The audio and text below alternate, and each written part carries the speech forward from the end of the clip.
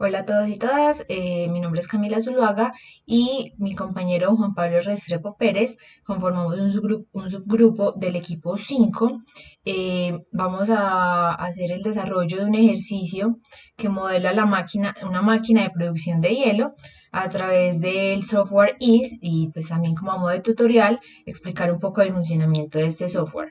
Vamos a utilizar los pasos para solucionar problemas que propone el CENGEL y vamos también a tomar un ejercicio del propio libro. Eh, pues antes de empezar, voy a recordarles que todo lo que esté entre comillas en is lo lee como un comentario, no lo lee bajo código, es solamente para guiarse a la hora de leer códigos pues, externos. Entonces, es el ejercicio 11.13 E. Me hablan de una máquina de hielo. El primer paso es sacar datos iniciales, hacer una comprensión del ejercicio y hacer diagramas. Entonces voy a empezar poniendo la interpretación del ejercicio, pues básicamente es la traducción y lo voy a estar explicando para que se pueda entender. Entonces me hablan de una máquina de hielo operando bajo un ciclo ideal de compresión de vapor que usa refrigerante 134A. Este refrigerante, que es la sustancia de trabajo, entra al compresor. Bueno, voy a aquí poner como una grafiquita, pues el diagrama físico para poder ir explicando. Entonces, aquí a la entrada del compresor me hablan de un vapor saturado a 20 psi y que sale del condensador. Bueno, aquí vamos a detenernos aquí. Me hablan del vapor saturado a 20 psi. Entonces, me están hablando realmente de una presión en 1, voy a definir ese como el estado 1, de 20 psi. Recuerden que pues esto es como una ecuación, ya lo lee como una ecuación y entre corchetes se ponen las unidades. Y una calidad de 1, ¿cierto? En el estado 1, recuerden que la calidad no tiene unidades, ¿cierto? Entonces aquí lo defino. Y luego me hablan la salida del condensador como líquido saturado a 80 psi. Entonces, pues, este va a ser el estado 2, pero pues ya puedo definir aquí a la salida del condensador el estado 3.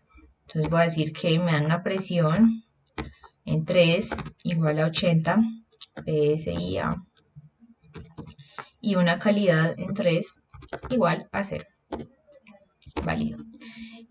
Aquí lo voy a ingresar. Luego me están hablando de que el agua entra a la máquina de hielo a 55 grados Fahrenheit. Entonces la temperatura de agua a la entrada, voy a poner aquí ya la trampita, es en ranking, porque vamos a trabajar en unidades absolutas, a 514.67, ¿cierto? Entonces, 514.67 ranking. Y la temperatura de salida como hielo es de 25 grados Fahrenheit. Entonces, del agua a la salida va a ser igual a 484.67 ranking. Perfecto. También me están hablando de que se quieren producir 15 libra masa, aquí está un errorcito, libra masa por hora, ¿cierto? Entonces aquí tenemos un flujo másico. Para convertir este flujo másico, pues en las unidades de segundos, que es lo que trabajamos, ¿cierto? Entonces tenemos que el M2 agua va a ser igual a 15, voy a poner esto entre paréntesis para no tener problemas con las unidades, 15 dividido 3600, esto para convertirlo en segundos, ¿cierto? Entonces dividido 3600 me da libra masa sobre segundo. Y me están diciendo que pues quieren determinar la potencia a la entrada, o sea, la potencia que le debo ingresar al compresor, ¿cierto? Para producir esta cantidad de hielo por hora. Y también se debe recordar que hay que retirar, o sea, se debe retirar un calor de 169 BTU por cada libra masa de agua que esté a 55 grados Fahrenheit para convertirlo a 25 grados, pues en hielo, que esté a 25 grados Fahrenheit. Entonces voy a decir que aquí el Q de hielo, pues el Q para convertir en hielo, es igual a 169 y las unidades me las están diciendo BTU dividido libra masa. Perfecto.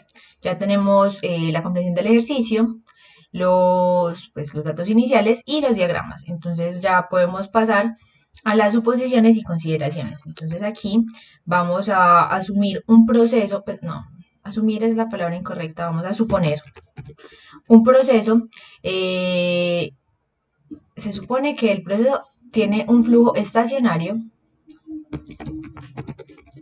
y que tiene un compresor isentrópico, tiene válvula de expansión isentálpica y que mantiene una presión constante en el condensador. O sea, entonces aquí no hay cambios de entalpía, de entropías, aquí no hay cambios de entalpías, la presión en el condensador y en el vapor es la misma, o sea que a la entrada y a la salida no hay cambios de esas propiedades, es lo que nos va a ayudar a definir los estados más adelante. No se tienen en cuenta la energía cinética ni la potencial, o sea que no nos importa tanto como el movimiento, y que hay un trabajo de entrada, o sea, este trabajo de entrada que se da por el del compresor, si eso lo entendemos, y hay transferencia de calor aquí que se absorbe como del medio, por medio del evaporador, y que el condensador lo saca al medio. Listo, entonces aquí vamos a definir las leyes físicas que pues, vamos a ver qué leyes vamos a usar. Entonces aquí podemos usar postulado de estado, que es básicamente la definición de un estado por medio de dos propiedades intensivas e independientes, un balance de energía y bueno, varios balances de energía y la eficiencia isentrópica. Esto va a ser importante más adelante. Listo. Por el momento vamos a trabajar con un ciclo ideal. Entonces, para tenerlo muy presente, vamos a pasar a definir las propiedades y con esto pues empezamos que hay que tener en cuenta que necesitamos entalpías y entropías porque vamos a analizar este sistema, pues sus calores, los calores de este sistema y el trabajo por medio de entalpías, que es pues finalmente un balance de energía. Entonces el estado 1,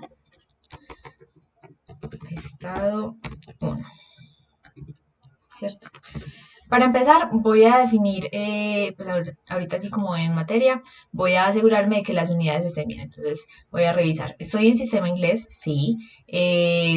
Temperatura en ranking, la masa, libra masa y PSIA. Esto pues no nos interesa por el momento. Entonces ya, eso súper bien. Y vamos a definir el estado 1. Ya tenemos dos propiedades para el estado 1, o sea que está completamente definido. Podemos definir entalpías entalpía y entropía para el estado 1. Entonces vamos a opciones, nos vamos a function info, la información de la función, y aquí hay una partecita que dice propiedades termofísicas. Nos aseguramos de que estamos en fluidos reales y buscamos la propiedad. Pues voy a definir primero la entalpía, ¿cierto?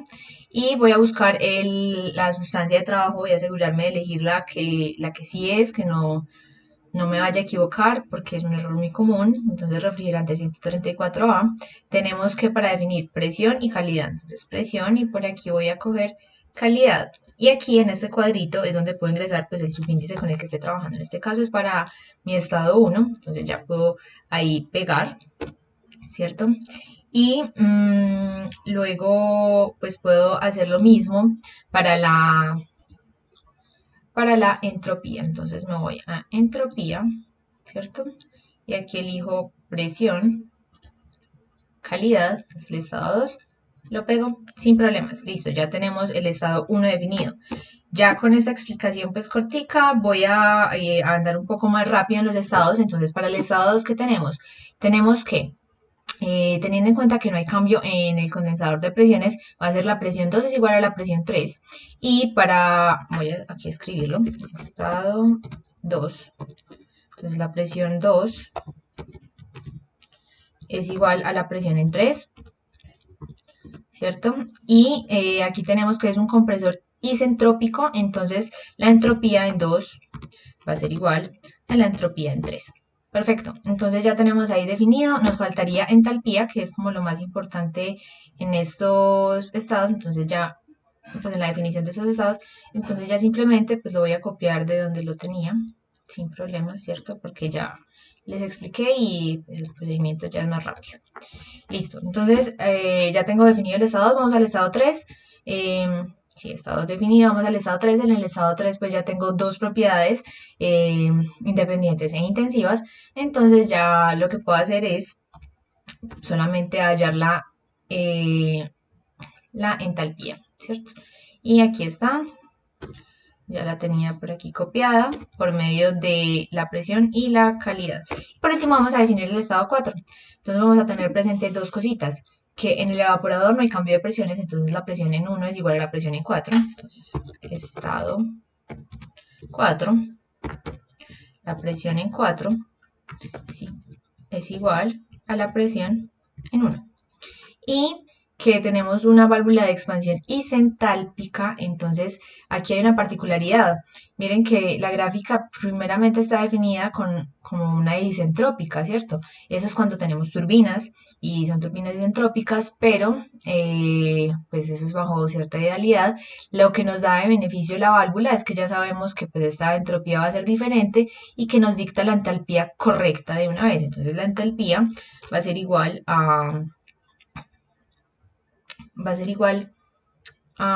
4, pues la entalpía de 4 va a ser igual a la entalpía en 3, ¿cierto? Con esto ya definimos los estados, entonces podemos pasar a cálculos, que era lo que me estaban pidiendo.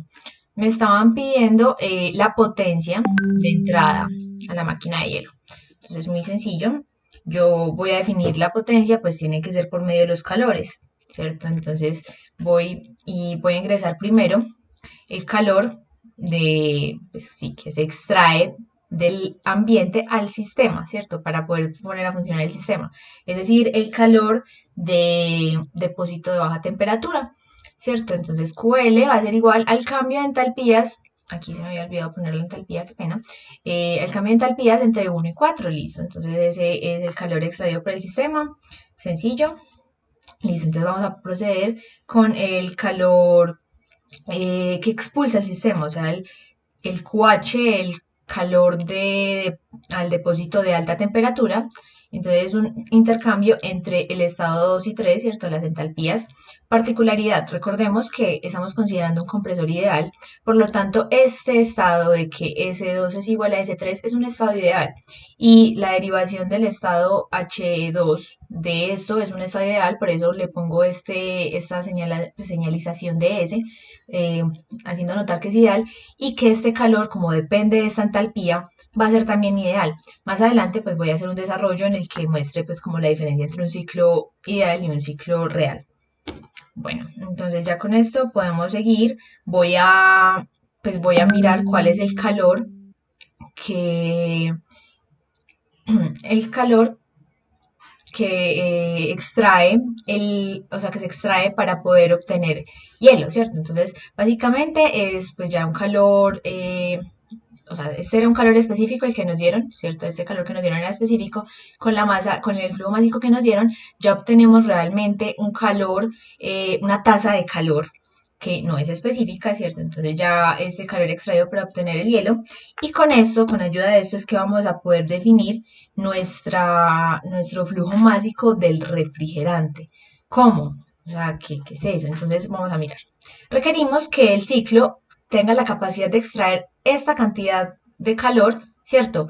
Para la máquina de refrigeración. Entonces, mi calor del hielo, ¿cierto? Aquí en el evaporador va a haber una particularidad y que todo lo que absorbe el sistema va a ser el calor que expulsa el agua para convertirse en hielo, ¿cierto? Entonces ese es el intercambio de calor que hay ahí y por eso pues este calor de acá, el calor del hielo, tiene que ser igual al calor de baja temperatura, o sea, el calor aquí que absorbe el sistema por el refrigerante. Como ya tenemos este dato y este dato nos va a sacar y solito el flujo másico del refrigerante, que nos va a ser ya útil para el resto, pues para poder calcular la potencia y las otras partes. Entonces, una vez ya tenemos eso, entonces podemos definir trabajo y potencia necesaria para el sistema, ¿cierto? Entonces tenemos que pues el trabajo de entrada y va a ser ideal porque depende de la entalpía, ¿cierto? Va a ser aquí en el compresor. Pues la entrada de trabajo va a depender del cambio de entalpía de 1 a 2. Entonces, el estado ideal menos el estado 1 y la potencia ideal va a ser simplemente el flujo másico del refrigerante multiplicado por este trabajo. Con esto definimos ya como nuestro ejercicio ideal, ¿cierto? Lo que nos pedía el libro realmente, pues el libro nos pedía solamente hasta el trabajo y pues podríamos hacer conclusiones. Miren, voy a mostrar. Ok, hay un problema. Esto es muy común. Miren que tenemos 22 ecuaciones y 23 variables. Pudo haber un error a la hora de definir algún estado. Entonces, lo que voy a hacer es revisar en que me pude haber equivocado al definir estos, estos estados y no encuentro cuál pudo haber sido el error.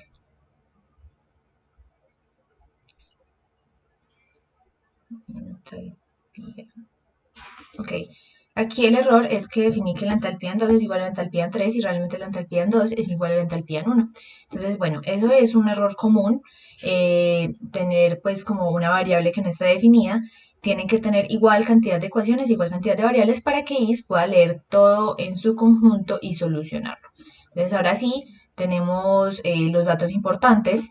La potencia, que era lo que nos pedían, se necesitan 0.1247 BTU por segundo para producir esa cantidad de hielo.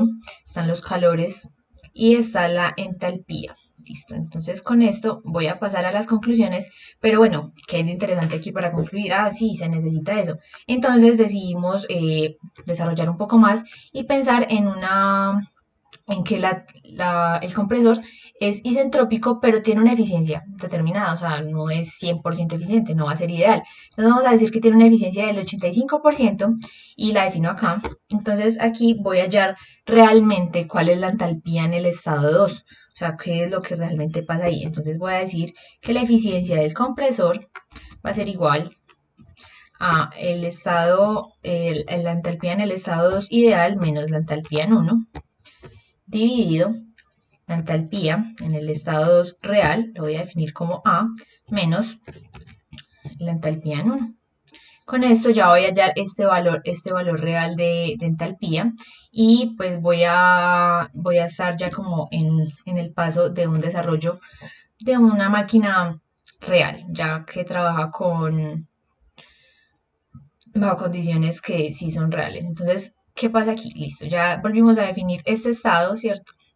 Vamos a repetir los cálculos, pero esta vez aplicando esta H2 real. Vamos a mirar el calor extraído por el sistema. Pues qué particularidad tiene. Ese calor extraído por el sistema no depende de no depende de la entalpía en 2. Entonces, pues no lo voy a volver a definir, lo voy a poner entre comillas, pero lo voy a señalar aquí para que se tenga presente que no cambia. Es el mismo, o sea, no depende de este. Listo, vamos a calcular el calor de salida. El calor de salida acá. Ah, bueno, miren cómo cambia, cómo puede cambiar la gráfica. Aquí, ¿qué pasa? Tenía un estado ideal 2S y tengo un estado real ya 2. Entonces la entropía se me mueve un poquito más a la derecha. O sea, tengo un poquito más de entropía de la que inicialmente tenía. Miren aquí. Miren la diferencia entre las entalpías, perdón. Y si se calcula la entropía va a ser algo similar, va a haber un poquito más de entropía. Entonces ya voy a pasar a definir este calor de alta temperatura. Y como este sí, miren que este sí dependía de H2, entonces voy a notar un cambio y enseguida pues que tengamos todo, lo vamos a analizar. Entonces ya este es el calor real, dependiendo de la entalpía real. Podemos definir este, pues este no importa, este no depende de eso, me depende del trabajo y la potencia, entonces voy a volver a definir trabajo y potencia. ¿Cierto? Entonces, el trabajo y potencia necesaria para el sistema real va a depender de H2 real y el de potencia va a ser también dependiente de H2A, ¿cierto? Entonces aquí vamos a poder ver qué es lo que pasa. A ver, notemos.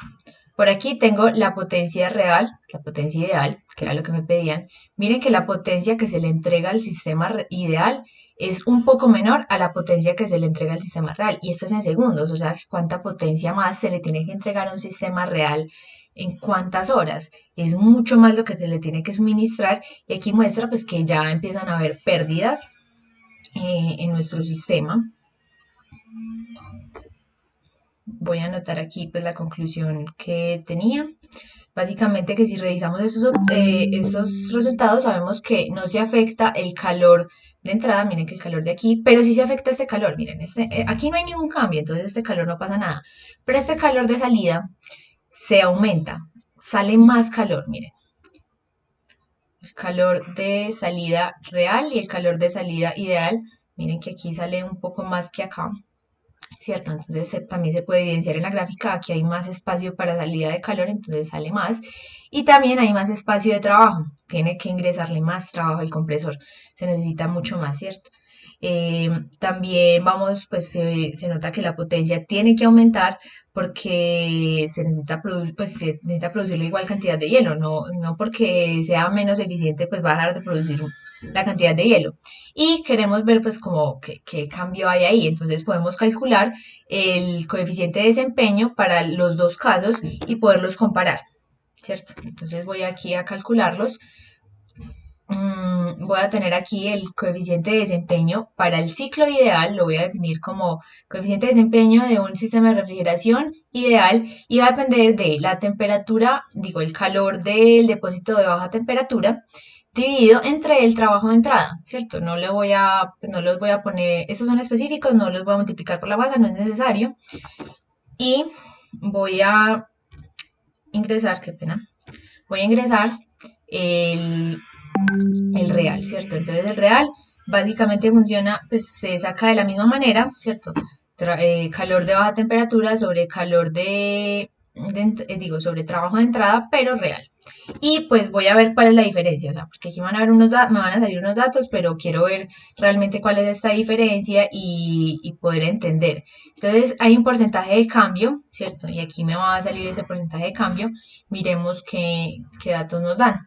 Entonces tenemos que la eficiencia ideal va a ser, miren, un poco menor a la real, a la ideal como había dicho, ¿cierto? Esta está un poco mayor, se supone que mejor desempeño, una eficiencia que pena, coeficiente de desempeño. Y aquí tengo el cambio. Se presenta un cambio de desempeño del 15%, o sea, es considerable. Entonces, con esto ya podemos concluir algo más, y eh, es que se necesita, o sea, se disminuye este desempeño debido a las pérdidas que se presentan en el compresor y el trabajo que le toca ingresar. O sea, se vea que este trabajo de acá es menor a este trabajo. Entonces, claro, el coeficiente de desempeño real va a ser menor y pues hay que suministrarle más trabajo para que me cumpla con las cosas que yo requiero. Y pues eso sería todo el ejercicio. Espero que les sirva mucho y muchas gracias.